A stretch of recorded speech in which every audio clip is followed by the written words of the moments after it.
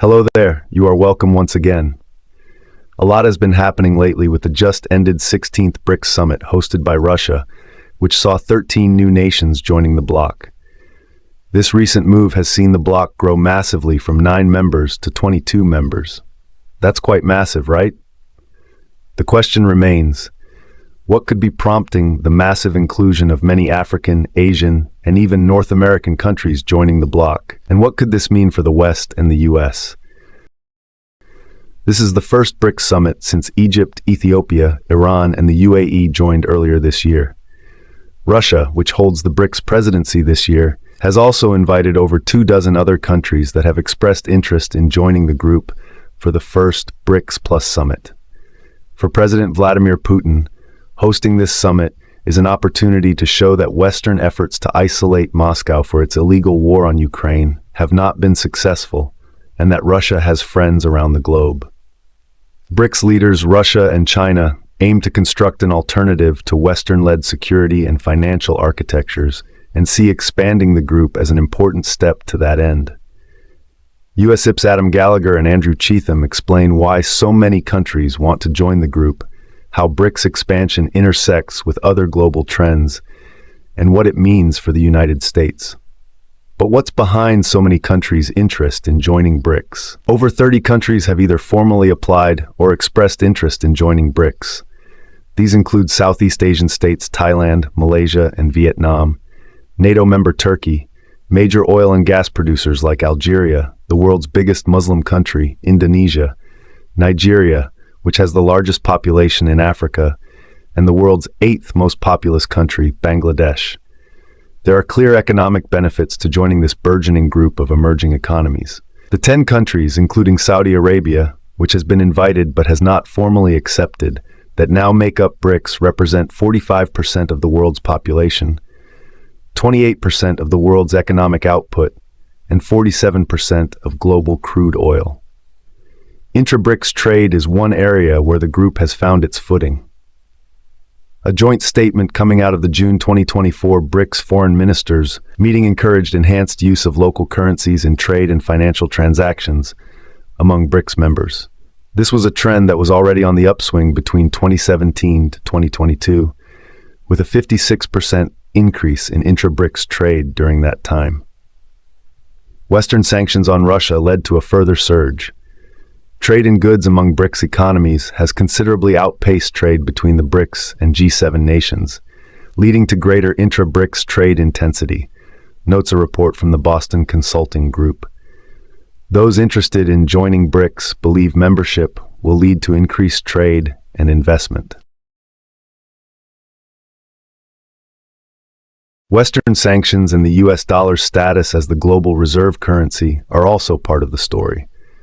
The dollar's dominance as a reserve currency and in trade for commodities like oil gives Washington immense influence over the global financial system. Countries impacted by US sanctions and export controls, like BRICS leaders Russia and China, new members like Iran, and wannabes like Venezuela, want to weaken the dollar's power in order to evade sanctions and tamp down US influence. Unsurprisingly, China has been at the forefront of this de-dollarization effort. China's renminbi has overtaken the US dollar as the primary currency for Chinese-Russian trade, and Beijing is coordinating with several major Middle East oil producers to ramp up the use of yuan to settle oil transactions. Using local currencies for intra-BRICS trade, however, is often viewed as an interim step to a loftier goal, a common BRICS currency. For now, most analysts see this effort as either unfeasible or a distant prospect. At this year's summit, Russia is expected to propose new measures for an alternative payment system that would further sidestep the US dollar. For China and Russia, attenuating US influence over the global financial system is part and parcel with building an alternative to the broader US-led international order. It's no surprise that US adversaries like Russia and China want an alternative international system, but many Global South countries also believe the current order disadvantages their interests and privileges wealthy Western countries. They saw inequities in the COVID response and believed rich countries hoarded life-saving vaccines. Global South countries have also accused the U.S. of hypocrisy over its positions on the wars in Ukraine and Gaza, and suggest that the West only applies international law and norms when it suits their interests, rendering the need for what they perceive as a more fair international order. While dissatisfaction with the current international order is the dominant narrative surrounding BRICS expansion, there are other prospective members, like Malaysia, and current members, like India, that want to maintain balanced relations across the globe and are looking to cement their strategic autonomy. For these countries, it's not about taking sides. Some countries also believe BRICS membership will give them a greater voice and representation in international politics. It's not all about anti-Western ideology. How is BRICS intersecting with global trends? The BRICS summit comes at a pivotal moment as the United States sees its decades-long dominating share of global leadership on the decline. The world is experiencing a significant paradigm shift in the distribution of global power, which will have extensive consequences for international peace and security. Amid Russian revanchism and a rising China, terms like great power competition or the new Cold War are often used to describe the current global dynamic. Yet, this framing is increasingly inadequate. The rise of middle powers is reshaping global politics. We are witnessing not just the rise of a few challengers to the U.S. and its Western allies, but a broader rise of the rest. Multipolarity is the first trend that must be considered when thinking about BRICS's growing relevance. From the perspective of leaders across the global South, multipolarity offers the most secure means of limiting hegemony, which, if unchecked, poses a threat to their vision for international norms and global security. In this multipolar world, the majority of states will work to encourage fluid alignments and discrete partnerships to help ensure power remains diffuse. For now, this trend signals a period of upheaval in the current world order, with uncertain outcomes as to how the balance of power will ultimately settle.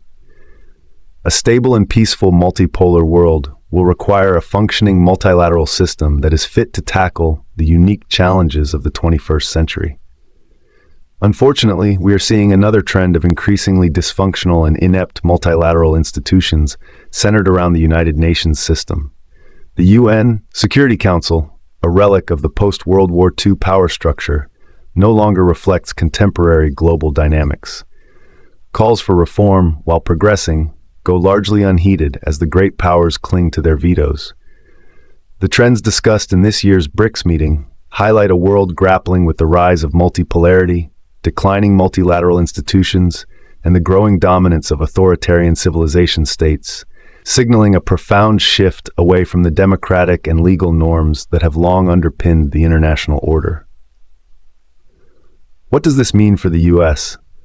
Washington should take these trends and developments seriously, but without alarmism. An expanded BRICS could be a more formidable player on the international scene, or it could paralyze the group's decision-making, as more countries with their own interests push their own agendas. While de-dollarization would reduce U.S. influence, a BRICS currency or any other alternative is unlikely to emerge anytime soon, even as trends point to diminishing reliance on the dollar. In conclusion, BRICS expansion demonstrates Global South interest in alternatives to the current international order. Global trends like multipolarity and a weakening multilateral system help explain why BRICS is expanding. The U.S. should take stock of what's driving interest in BRICS, but without alarmism. Thanks for stopping by and hope you enjoyed the video. Goodbye for now.